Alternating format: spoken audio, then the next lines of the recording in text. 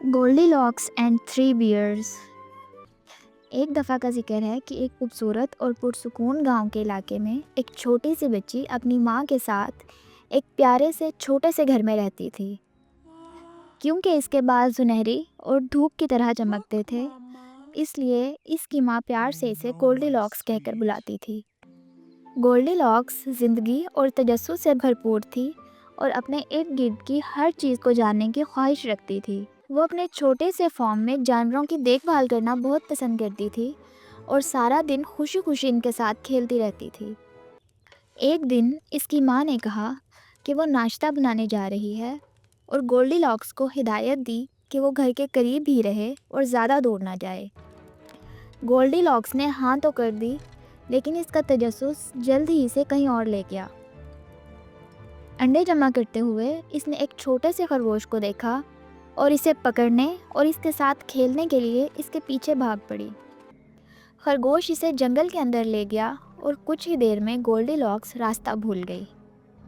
شروع میں وہ جنگل کی خوبصورتی سے لطف اندوز ہوتی رہی، ہریالی دیکھتی رہی، ندی میں کھیلتی رہی اور درختوں سے تازہ پھل کھاتی رہی، لیکن جلد ہی سے اس احساس ہوا کہ وہ گھر کا راستہ بھول چکی ہے۔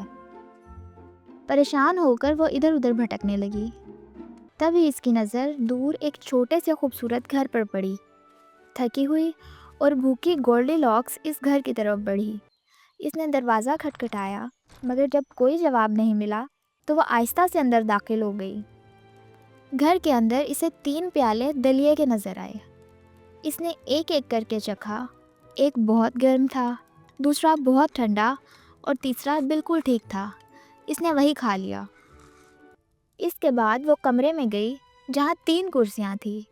اس نے پہلی کرسی آزمائی جو بہت سخت تھی، دوسری بہت نرم تھی اور تیسری بالکل آرام دہ تھی، مگر جیسے ہی وہ اس پر بیٹھی وہ کرسی ٹوٹ گئی۔ اس کے بعد وہ اوپر گئی اور ایک کمرے میں پہنچی جہاں 3 بستر تھے۔ اس نے ایک ایک کر کے سب آزمائے اور آخر کار سب سے چھوٹا بستر اسے سب سے زیادہ آرام دہ لگا۔ وہ اتنی تھک چکی تھی کہ فوراً اسی پر سو گئی۔ اسی دوران گھر میں رہنے والے 3 ریچھ اپنی سیر سے واپس آئے۔ انہوں نے دیکھا کہ کوئی ان کے گھر میں آیا ہے، ان کا دلیا کھایا گیا ہے اور ان کی کرسی بھی ٹوٹ گئی ہے۔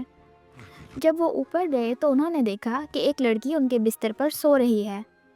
شور سن کر گولڈی لاکس کی آنکھ کھل گئی اور جیسے ہی اس نے ریچھوں کو دیکھا تو وہ خوفزدہ ہو گئی۔ وہ فوراً بستر سے اٹھی، سیڑھیاں اتر کر گھر سے باہر نکلی اور جنگل کی طرف بھاگ گئی۔ وہ روتی ہوئی اپنے گھر کا راستہ تلاش کرنے لگی، لیکن خوش قسمتی سے کچھ دیر بعد اسے اپنی ماں مل گئی جو اسے ہر جگہ ڈھونڈ رہی تھی۔ گولڈی لاکس نے معافی مانگی اور وعدہ کیا کہ آئندہ وہ اپنی ماں کی بات مانے گی اور اکیلی کہیں دور نہیں جائے گی۔ اس دن کے بعد گولڈی لاکس نے سبق سیکھ لیا اور ہمیشہ احتیاط سے رہنے لگی، جبکہ ریچھوں نے اسے دوبارہ کبھی نہیں دیکھا۔